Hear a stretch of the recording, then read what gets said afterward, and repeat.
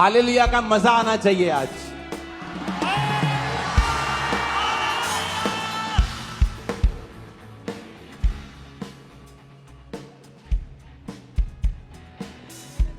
क्या कहा परमेश्वर ने?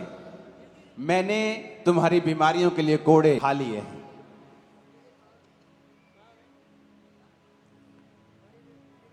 सबूत तुम्हारे सामने है कि नहीं? उसने कहा तुम दबे हुए हो, कुचले हुए हो। तो मैंने आपको फ्राइडे बताया था कि जीसस क्राइस्ट के ऊपर 6 मुकदमे हुए थे। 3 सिविल मुकदमे, 3 धार्मिक मुकदमे। एक भी मुकदमा लीगल नहीं था। धार्मिक मुकदमे हुए तो रूल था कि फीस्ट के दिनों में, पर्व के दिनों में कोई भी मुकदमा धार्मिक नहीं चलाया जा सकता। लेकिन जीसस क्राइस्ट पर जिस दिन मुकदमा चला वो पर्व के दिन थे, इल्लीगल मुकदमे थे। आप जानते, जब आप जज के सामने जाएं और आपका मुकदमा इल्लीगल हो तो उसकी सुनवाई ही नहीं होती, वो एक पॉइंट पर ही रद्द हो जाता है, शुरुआत में ही रद्द हो जाता है और जज डांट कर, झिड़क कर वापस भेज देता है। लेकिन जीसस क्राइस्ट के ऊपर मुकदमा चला। रात को किसी को पकड़ नहीं सकते थे, उसने रात को पकड़ा। और बहुत सी ऐसी घटनाएं थी जो इल्लीगल थी, लेकिन जीसस क्राइस्ट ने वो सहा। और आज जो लोग बंधे हुए हैं, मुश्किल में हैं, टॉर्चर सहन कर रहे हैं, किसी इंसान का या शैतान का, जब प्रभु यीशु मसीह मुर्दों में से जी उठे तो उसने ये बता दिया कि मैंने मूल्य अदा कर दिया है। अगर तुम मुझ पर विश्वास करोगे तो तुम्हारे ऊपर एक भी ये प्रॉब्लम नहीं होगी, क्योंकि मैंने हर एक चीज का हल कर दिया है।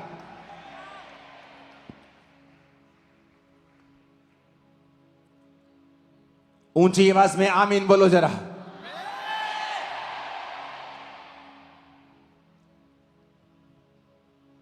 यीशु मसीह का जी उठना इस बात का सबूत था कि परमेश्वर ने सारा कुछ जो खुदा ने हमारे लिए किया, जो हमारे लिए कोड़े खाए, जो गरीब घर में जन्मा, उसकी सुंदरता आदमियों के जैसी नहीं रह गई थी।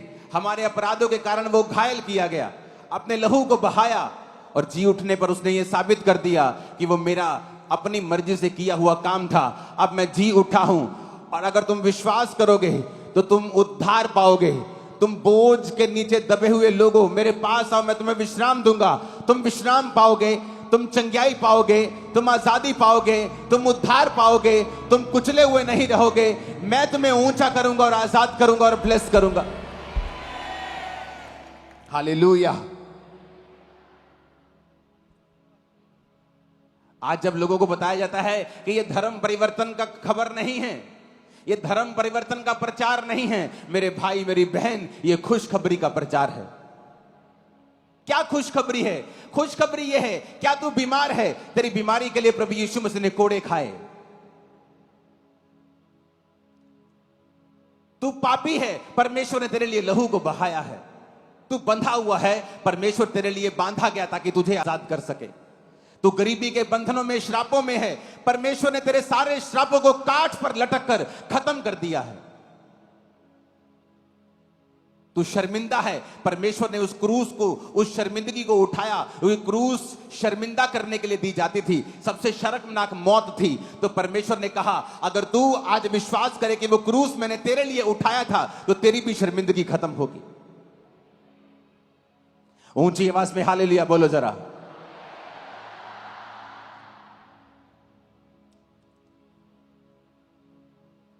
यह धर्म परिवर्तन का प्रचार नहीं, यह खुशखबरी का प्रचार है कि प्रभु यीशु मसीह ने सारा कुछ पूरा कर दिया है, कंप्लीट कर दिया है। मत्ती 1 से 5 आयत की जब हम पढ़ते हैं, ये बड़ी साधारण आयतें हैं, हमें ऐसा लगता है, लेकिन वचन साधारण नहीं है। अब्राहम के संतान, दाऊद के संतान, यीशु मसीह की वंशावली। अब्राहम से इजहाक उत्पन्न हुआ, इजहाक से याकूब उत्पन्न हुआ, याकूब से यहूदा और उसके भाई उत्पन्न हुए, यहूदा और तमार से फिरिस और जोहरा उत्पन्न हुआ, फिरिस और हिस्रोन से अराम उत्पन्न हुआ, अराम से अमीनाबाद, अमीनादाब से नहशोन से सलमोन और राहब से बोज उत्पन्न हुआ, और बोज और रूत से ओबेद उत्पन्न हुआ, ओबेद से यशे उत्पन्न हुआ, और उसके बाद दाऊद उत्पन्न हुआ। मैं आपको यह वंशावली क्यों बता रहा हूं? क्योंकि इस वंशावली में जहां जीसस क्राइस्ट की ब्लड लाइन का जिक्र है, एक वेश्या का नाम आता है जिसका नाम है राहाब वेश्या। वचन कहता है यहोशू 2 उसकी 1 से 21 आयत में कि जब मूसा मर गया तो यहोशू ने भेदियों को भेजा, शित्तीम से भेजा, जाकर यरीहो को देखो। और बाइबल कहती पहली आयत में वो चल पड़े और राहाब नामक वेश्या के घर में जाकर सो गए। किसी ने यरीहो के राजा से कहा, आज की रात कई इजरायली हमारे देश का भेद लेने के लिए आए हैं। यरीहो के राजा ने राहाब के पास कहला भेजा, जो पुरुष तेरे यहाँ आए उन्हें बाहर ले आ, क्योंकि वो सारे देश का भेद लेने आए हैं। उस स्त्री ने दोनों पुरुषों को छिपा रखा और इस प्रकार कहा, मेरे पास पुरुष आए तो थे, परंतु मैं नहीं जानती वे कहाँ के थे। और जब अंधेरा हुआ और फाटक बंद होने लगा तब वो निकल गए और मुझे नहीं पता वो कहाँ गए हैं। तुम फुर्ती करके अगर पीछा करो तो हो सकता है तुम उन्हें पकड़ लो। उसने उनको घर की छत पर चढ़कर सनई की लकड़ी के नीचे छिपा दिया था जो छत पर सजा के रखी थी। राहाब उन पुरुषों से कहने लगी 9 आयत में, मुझे निश्चय है कि यहोवा ने तुम लोगों को यह देश दिया है, तुम्हारा भय हम लोगों के मन में समाया है और इस देश के सब निवासी तुम्हारे कारण घबरा रहे हैं, क्योंकि हमने सुना है कि यहोवा ने तुम्हें मिस्र से निकलते समय तुम्हारे सामने लाल समुद्र का जल सुखा दिया और तुम लोगों ने सिहोन और ओग नामक यरदन पार रहने वाले अमोरियों के दोनों राजाओं का नाश कर दिया है। सुनते ही हमारा मन पिघल गया और तुम्हारे कारण हमारे जी में जी न रहा, क्योंकि तुम्हारा परमेश्वर यहोवा ऊपर के आकाश का और नीचे की पृथ्वी का भी परमेश्वर है। वचन कहता है जब वो इजरायली भेद लेने के लिए गए यरीहो में तो किसी ने बता दिया, अगर तुम्हारी इंटेलिजेंसी एजेंसियां हैं तो दूसरे देश की भी हैं, उसके भी भेदिए हो सकते थे। उन्होंने बता दिया कि आज भेदिए आए हैं और यहां पे हैं और इस वेश्या के पास वो पहुंचे हैं। राजा ने मैसेज किया वेश्या को कि तेरे पास जो पुरुष आए हैं उन्हें बता वो कहां हैं।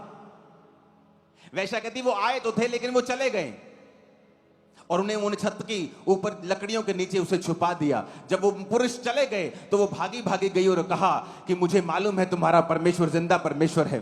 मैंने गवाहियां सुनी हैं, मैंने सुना है कि जब परमेश्वर तुम्हें लेके आ रहा था तो उसने लाल समुद्र को सुखा दिया। मैंने सुना है जो बड़े बड़े राज्य के राजा हैं उनको तुमने मार दिया, जबकि तुम उन्हें मार नहीं सकते क्योंकि वो अत्याधुनिक आधुनिक हथियारों के साथ उनकी सेना लैस है।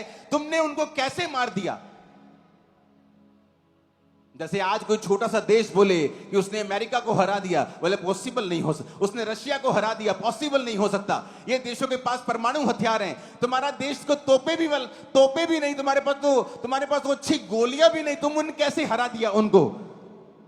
तो राहाब को मालूम था जो ये कर रहा है ये परमेश्वर है, इस प्रजा के संग परमेश्वर है, इन लोगों के संग परमेश्वर है। उसने समाचार का विश्वास किया, उसने गवाहियों पर विश्वास किया, जो खुदाबंद कर रहा था उसने स्वीकार किया। इसलिए प्रभु यीशु मसीह कहते हैं, जब लोग पूछते हैं हे पिता मैं उद्धार पाने के लिए क्या करूं, पास्टर जी मैं उद्धार पाने के लिए क्या करूं, तो प्रभु का वचन कहता है जो परमेश्वर ने किया है उस पर विश्वास कर। जिस तरह यहोवा पिता जो कर रहे थे इजरायलियों के जीवन में, राहाब वेश्या ने स्वीकार किया कि हां जो तुम्हारे जीवन में हो रहा है ये आम नहीं है। क्या कैंसर जाना आम चीज है? क्या लोगों का चंगे होना आम चीज है? हाथों को हिलाओ जिन्होंने नशा छोड़ दिया है, दोनों हाथों को हिलाओ, दोनों हाथों को हिलाओ। क्या ये आम चीज है जो आप देख रहे हैं? नशा छोड़ दिया जिन्होंने नशा छोड़ा है, यहां पे आके हाथों को हिलाओ, दोनों हाथों, जिन्होंने नशा छोड़ा है। क्या ये आम चीज है? नहीं। उन्होंने देखा ये आम नहीं है। उस वेश्या ने देखा ये आम नहीं है और उसने सुसमाचार के ऊपर विश्वास किया। अब ध्यान से मेरी ओर देखना। तो वचन क्या कहता है? वचन कहता है वो उन आदमियों के पास गई और कहा कि मैंने गवाहियां सुनी हैं, क्योंकि हमारे लोग तुम्हारे कारण घबरा रहे हैं, जैसे आज लोग क्रिश्चियंस लोगों के कारण घबरा जाते हैं, घबराते हैं वो। उन्हें लगता है धर्म परिवर्तन चल रहा है, लेकिन परमेश्वर का राज्य यहां का नहीं है, उसका राज्य आत्मिक है। और वचन कहता है राहाब वेश्या ने परमेश्वर के योजना के ऊपर विश्वास किया और उन आदमियों से कहा अब मैंने जो तुमको बचाया है तुम मेरा ध्यान रखना, मेरे घर वालों को, मेरी फैमिली को और जो कुछ उनका है छोड़ देना। उन्होंने कहा इस घर में जहां तू रहती है, अपनी फैमिली, अपने लोग जितने इस घर के अंदर होंगे वो बच जाएंगे। अगर घर से बाहर आए तो मर जाएंगे, अगर बाहर आए तो हम अपनी शपथ से छूट गए, अगर तुम में अंदर रहते हुए किसी ने मार दिया तो उसका प्राण हमारे सिर के ऊपर होगा। लाल डोरी बांध देना अपने घर के बाहर। मेरे लोग जब लाल डोरी देखेंगे किसी घर के बाहर तो उस घर को वो छोड़ देंगे। परमेश्वर ने कहा तू बच, तेरा घराना बचाया जाएगा। आज भी बहुत से लोग हैं जब अन्य जातियों में वो रहते हैं, लेकिन जब परमेश्वर की महिमा को देखते हैं, जब परमेश्वर की चंगियाई को देखते हैं, परमेश्वर के कामों को देखते हैं, वो सुसमाचार को सुनते हैं कि परमेश्वर वाकई ही धर्म परिवर्तन करने नहीं, जीवन बदलने के लिए आया है, वो रिस्क लेते हैं। राहाब वेश्या ने रिस्क लिया। आप प्रधानमंत्री के खिलाफ भी नहीं जा सकते अगर आप नॉर्मल सिटीजन है तो, हालांकि वो संविधान से बंधा हुआ है, लेकिन एक राजा के खिलाफ जाना वो तो बिल्कुल ही आउट ऑफ द वे है। अगर राजा के खिलाफ गए तो राजा को कोई भी केस करने की जरूरत नहीं है तुम्हारी कोर्ट के ऊपर, वो सीधा तुम्हें मृत्यु दंड दे देगा और कोई उसको रोक नहीं सकता। राहाब को ये जानते हुए भी कि अगर ये लोग पकड़े गए, अगर मैं पकड़ी गई तो मृत्यु मुझे मिल सकती है, लेकिन वचन कहता है उसने रिस्क लिया क्योंकि उसे मालूम था कि परमेश्वर यही जीवित परमेश्वर है। आज कई विश्वासी जब लोग परमेश्वर की ग्लोरी को देखते हैं, क्या आपने गवाहियां नहीं सुनी जिस तरह राहाब वेश्या ने सुनी थी? क्या नहीं सुनी आपने सुनी, लेकिन किसने उद्धार पाया? कौन परमेश्वर की ब्लड लाइन में शामिल हुआ? किसके लिए परमेश्वर ने वो किया और किसको उसका फायदा होगा? अगर उसने लहू बहाया तो किसको फायदा होगा? वो जो परमेश्वर पे यकीन करेगा। अगर उसने कोड़े खाए तो कौन चंगा होगा? वो जो परमेश्वर को अपना उद्धारकर्ता ग्रहण करेगा, क्योंकि चंगियाई तमाशा करने के लिए नहीं है, चंगियाई तुम्हारी आत्मा को बचाने के लिए है। इसलिए जो लोग चंगियाइयों को 25-25 हजार में बेचने लगते हैं, उन पर भारी श्राप पड़ता है हमेशा, क्योंकि चंगियाई का मकसद है कि कलीसिया परमेश्वर की ओर मुड़ जाए और तौबा कर ले, बस। और इस चंगियाई का कोई मकसद नहीं है। जीसस ने कोड़े खाए चंगियाई के लिए, किसके लिए? लेकिन यह है जो उसको अपना उद्धारकर्ता ग्रहण करेगा। जब हमें मालूम हो गया कि जीसस ने इल्लीगल मुकदमों को सहा ताकि मेरी जिंदगी में जो धक्का हो रहा है,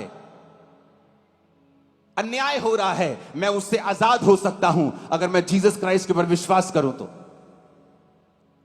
मेरे जीवन में अगर बीमारी है, मैं आजाद हो सकती हूं अगर मैं जीसस क्राइस्ट के ऊपर विश्वास करूं। मैं जो कुचला हुआ, दबा हुआ हूं, मेरे मन में शांति नहीं है, मेरा जीवन जीने योग्य नहीं है, मैं अपनी जिंदगी को बेहतर और बेस्ट कर सकता हूं अगर मैं जीसस क्राइस्ट के ऊपर विश्वास करूं तो। जीसस ने कहा जो कुछ पिता ने किया है उस पर विश्वास कर तो तू उद्धार पाएगा। राहाब ने वही किया, उसने विश्वास किया, रिस्क लिया। क्या आप रिस्क लेना चाहते हैं? वो आपको लगता है ओ मैं चंगियाई तो चाहता हूं, जीसस ने मेरे लिए कोड़े खाए, मेरे को समझ तो आ गया, मैंने गवाहियां भी सुन ली हैं, लेकिन मैं रिस्क नहीं लेना चाहता। मुझे मेरा एमएलए कहीं झिड़क ना मार दे, मेरा पिंड मैनू कदे छड्ड ना देवे, ओ मेरी भूआ कदे मैनू छड्ड ना देवे। तुम एक नालायक व्यापारी हो और तुम एक नालायक पुरुष और नालायक औरत हो। तुम उस व्यक्ति के समान हो जिसके हाथ के ऊपर छोटा सा कैंसर का फोड़ा है और डॉक्टर कहता है बेटी मैं निकाल दूंगा, उसके बाद कभी नहीं होगा, ये फैला हुआ भी नहीं है। तुम बोलो नहीं दर्द होगा मेरे को। कितनी देर दर्द होगा डॉक्टर साहब? एक दिन दर्द रहेगा। नहीं मैं नहीं दर्द रहना चाहता। वो कैंसर का फोड़ा बड़ा हो गया और उसने तुम्हारी जिंदगी खत्म कर दी। तुम छोटा सा विरोध नहीं सह सकते, छोटा सा सताव नहीं सह सकते, यीशु मसीह के कारण छोटी बातें नहीं सह सकते, तो तुम उसके कोड़ों की जो चंगियाई है उसके काबिल भी फिर नहीं हो। उसने सब कुछ तुम्हारे लिए कहा है, तुम्हारे लिए किया है, पर उसने ये भी कहा है, राहाब को परमेश्वर ने अपनी ब्लड लाइन में शामिल कर लिया। आज जब जीसस क्राइस्ट के रिश्तेदारों की बात आती है तो राहाब वेश्या उसमें है। आप भी जीसस क्राइस्ट की ब्लड लाइन में आ सकते हैं, उसके बेटे बेटियां जो बाइबल कहती है आप बन सकते हैं, लेकिन अगर आप डरेंगे नहीं तो आप खुल के स्वीकार करेंगे। कितना लोगों ने विरोध किया कि आप क्यों नहीं लंगर प्रसाद खा सकते? बाइबल कहती हम नहीं खा सकते। आप क्यों नहीं खुल के बोल सकते कि आपका उद्धारकर्ता परमेश्वर यीशु मसीह है? कितने मेरी बात को समझ रहे हैं? क्योंकि रहाब ने अपनी जिंदगी का रिस्क लिया और सदा के लिए परमेश्वर की ब्लड लाइन में जुड़ गई। जिस वैश्या को इज्जत नहीं मिलती थी, आज जीसस की ब्लड लाइन में जुड़ी हुई है। वो बड़े बड़े काम करने जा रहा है आपकी लाइफ में। वो रहाब वैश्या से भी बड़े बड़े काम आपकी जिंदगी में करने के लिए जा रहा है। रहाब ने जब प्रभु को कबूल किया था तो वो ग्रेस के नीचे नहीं थी। आप तो ग्रेस के नीचे, आप उससे भी बड़े फल को पाएंगे यीशु मसीह के नाम में। मैंने कहा आप उससे भी बड़े फलों को पाएंगे यीशु मसीह के सामर्थी नाम में। Hallelujah, hallelujah. आज की रहाब जो है, आज का जो पापी है, आज का जो विश्वासी है, वो नहीं चाहता रिस्क लेना। उसके रिश्तेदारों को मालूम होगा तो क्या होगा, उसके गांव को मालूम होगा तो क्या होगा। बाइबल कहती है रहाब ने रिस्क लिया कि राजा को अगर मालूम हो गया तो वो मर सकती है, उसने तब भी रिस्क लिया।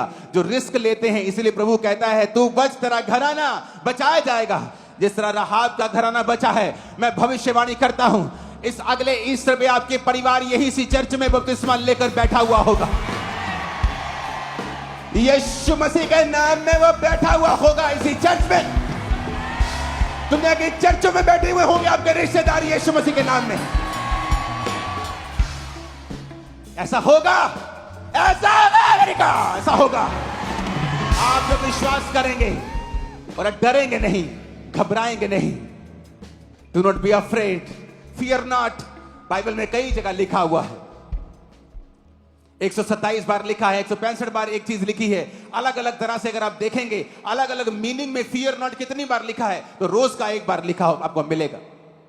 वो रोज कहता है फियर नॉट, मत डर, मत डर, मत डर।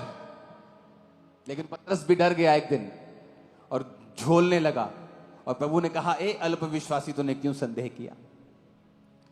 एलिया भी एक दिन डर गया और भागने लगा। परमेश्वर ने कहा ए अल्प विश्वासी, तूने क्यों संदेह किया। विश्वास करो जो उसने किया है। एक वैश्या का दिमाग खुला, इसलिए जीसस ने कहा था तुमसे पहले वैश्याएं मेरे राज्य में प्रवेश कर जाएंगी। क्योंकि उन्होंने दुनिया की सबसे गंदी वस्तुएं, सबसे घृणित जिंदगियों को जिया है। और जब वो हीलिंग्स देखती हैं, जब वो उद्धार देखती हैं, जब वो बरकत देखती हैं, प्रभु का सुसमाचार सुनती हैं, उन्हें यकीन हो जाता है कि यही जीवित परमेश्वर है। प्रभु ने भी कहा तुमसे पहले महसूल लेने वाले, ब्याज लेने वाले और वेश्याएं तुमसे पहले मेरे राज्य में प्रवेश कर जाएंगी। क्योंकि उन्हें किसी चीज की परवाह नहीं है, उन्हें अपनी इज्जत की परवाह नहीं है, क्योंकि वो लुट चुकी है। और परमेश्वर ने कहा जो तू मेरे लिए खोएगा वो पाएगा। रहाब ने अपनी जिंदगी की परवाह नहीं की। परमेश्वर कहता मेरी बेटी, आज से तू मेरी रिश्तेदार है। जब मेरा नाम लिया जाएगा रिश्तेदारों का, ब्लड लाइन का, तो तेरा नाम लिया जाएगा। हालेलुया। ऊंची आवाज में बोलो हालेलुया। सलमोन और रहाब से बोअज उत्पन्न हुआ, बोअज और रूत से ओबेद उत्पन्न हुआ, ओबेद से यशे और यशे से दाऊद।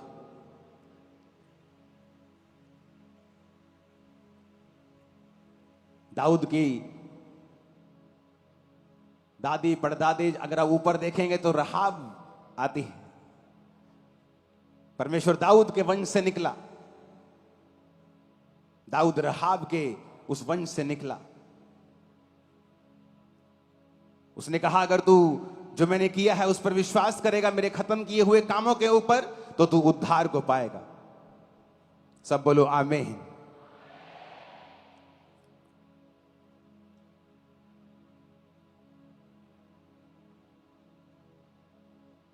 यहोशू 6 उसकी 24 और 25 आयत पढ़ेंगे, मैं 25 पढ़ूंगा। यहोशू ने रहाब वेश्या, उसके पिता के घराने को, वरन उसके सब लोगों को जीवित छोड़ दिया। आज तक उसका वंश इजराइलियों के बीच में रहता है, क्योंकि जो दूत यहोशू ने यरीहो का भेद लेने को भेजे थे, उसने उनको छुपा रखा था।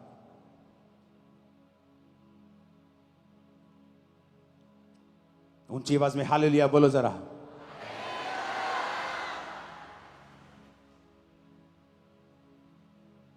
जो जीसस ने किया, स्ट्रेसफुल प्रार्थना में ब्लड बाहर आया माथे से, गया, हे यहूदियों के राजा, और कांटों का ताज लगा दिया गया। और आज वो हमारा सचमुच का राजा है।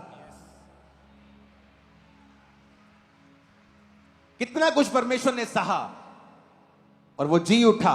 ये प्रूफ था कि जो मैंने सहा मेरी मर्जी से था। ये मेरे को मार नहीं सकते। आप परमेश्वर को मार नहीं सकते कभी। क्या औकात है इंसान की कि रब नु मार दवे हो? है औकात इंसान की? चेलों को मार दिया क्योंकि चेले आपकी तरह और मेरी तरह इंसान थे। यीशु मसीह को, परमेश्वर को तुम मार नहीं सकते।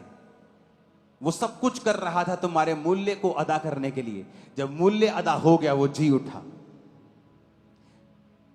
शुक्रवार वो मारा गया, शनिवार उसने कैदी आत्माओं को प्रचार किया, और जब उसका काम पूरा हो गया संडे मॉर्निंग वो जी उठा। फिर ऐसे नहीं कि जी उठा तो एकदम से स्वर्ग चला गया कि लोगों को लगे कि शायद जी उठा कि नहीं जी उठा। उसने अपने हाथों को, कीले वाले हाथों को, कीले वाले पैरों को, पसली के उस छेद को पवित्र आत्मा को बोला कि इसे ऐसे ही रहने देना। आज भी यीशु मसीह जब पिता के दाहिने हाथ बैठे हैं, उनके हाथों और पांव में आज भी छेद हैं। और वो सदा हम देखेंगे, जब स्वर्ग में होंगे सदा उन छेदों को हमेशा देखेंगे हम। वो देखने वाले छेद हैं, हमेशा देख पाएंगे। वो हमेशा ऐसे ही रहेंगे, एक प्यार के चिन्ह के रूप में। और बाइबल कहती है उसने सब कुछ करके जब संडे के दिन वो जी उठा, फिर ऐसे ही ऊपर नहीं उठाया गया। उसने रोटी खाई, बार बार चेलों को दिखाई देता रहा, लोगों को दिखाई देता रहा। बहुत से मिरेकल्स के काम, बहुत से ऐसे काम किए चेलों के बीच में, और 40 दिन फिर उनके बीच में रहा। 500 लोगों के भीड़ के साथ वो पहाड़ पे था। फिर प्रीच किया, फिर प्रचार किया और कहा अब जाओ और सब बातें लोगों को बताओ, और बाप बेटा पवित्र आत्मा के नाम में उन्हें बपतिस्मा दो, चेला बनाओ, उन्हें सब बातें उन्हें मानना सिखाओ। और देखो जगत के अंत तक मैं तुम्हारे साथ हूं, युगों के अंत तक मैं तुम्हारे साथ हूं।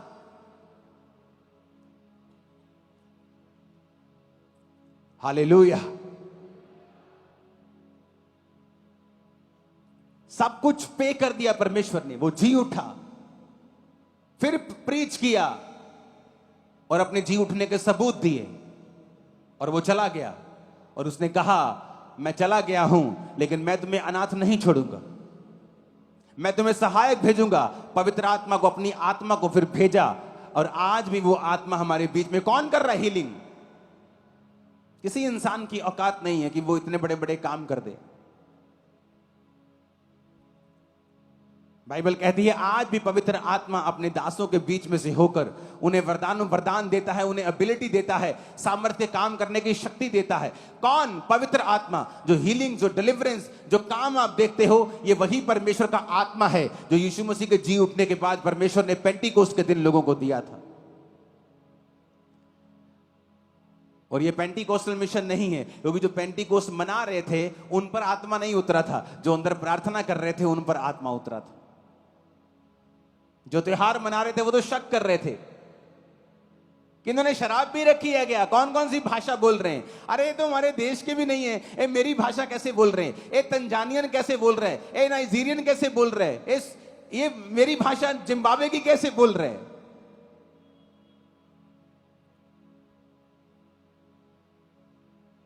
अगर आप विश्वास करेंगे और किसी दुनिया की परवाह नहीं करेंगे, क्योंकि जो कुछ आपके सामने हो रहा है ये कहीं नहीं हो रहा सिवाय परमेश्वर के घरों के। और अगर आप विश्वास देखकर भी नहीं कर पा रहे हो, फिर आप उद्धार के काबिल नहीं हो। राहाब ने देखा और विश्वास किया। उसने कहा ऐसा तो नहीं हो सकता है, क्योंकि प्रभु इनके संग हैं, ये तभी हो रहा है। इसलिए मैंने कहा अगर आप विश्वास करेंगे और डरेंगे नहीं, आपके रिश्तेदार आपको बीमारियों से आजाद नहीं कर सकते। मुसीबत पड़ने पर 95% से लेकर 99% तक भाग जाएंगे। आज आपके संग है, आपको जरूरत पड़ेगी तो बहुत ही आपका फोन नहीं उठाएंगे, उल्टा ताना मारेंगे, एकदम से अपना रंग दिखाने लग जाएंगे और आप बड़े हैरान होंगे कि ये क्या हो रहा है। मैं तो सोचता था ये मेरी मदद करेगा, लेकिन ये तो अपने रंग दिखा रहा है। लेकिन जीसस जब काना में थे और दाखरस कम हो गया। जीसस ने एक भी ताना नहीं मारा, पर उस फैमिली को शर्मिंदगी से आजाद कर दिया। वो आपको शर्मिंदगियों से आजाद करने वाला है और पूरी तरह से वो आपको आजाद कर देगा।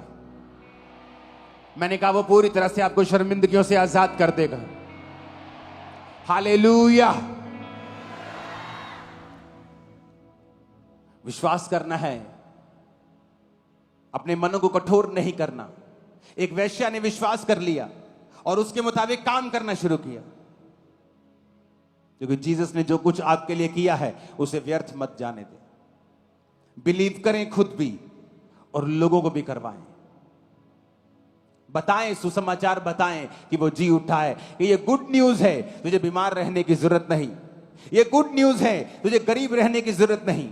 ये गुड न्यूज है कि तुझे शैतान के बंधनों में रहने की जरूरत नहीं, क्योंकि एक व्यक्ति जिसका नाम जीसस क्राइस्ट और वो परमेश्वर भी है, उसने तेरे लिए सब कुछ कर दिया है। अगर तू विश्वास करेगा तो उद्धार को देखेगा। आमीन। ऊंची आवाज से बोलो आमीन। आज जब प्रभु भोज हम ले रहे हैं, हम विश्वास करते हैं कि प्रभु यीशु मसीह हमारे लिए मारे गए, गाड़े गए और तीसरे दिन मुर्दों में से जी उठे, और हम उसका प्रचार करेंगे। हाँ या ना?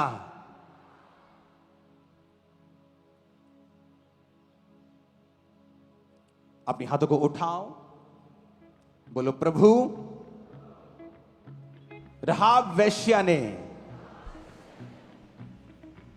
तेरे वचन की प्रतीति की, मुझे ढीठ मत होने दे।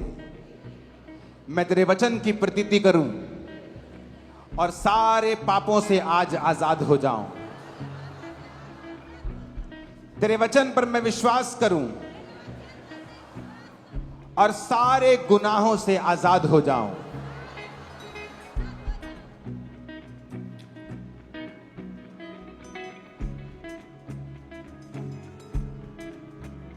जिनके हाथ में प्रभु भोज नहीं है, पहुंचा नहीं, कोई है ऐसा? हाथ हिलाओ तो अगर प्रभु भोज आपको नहीं मिला, ओके, कोई नहीं है।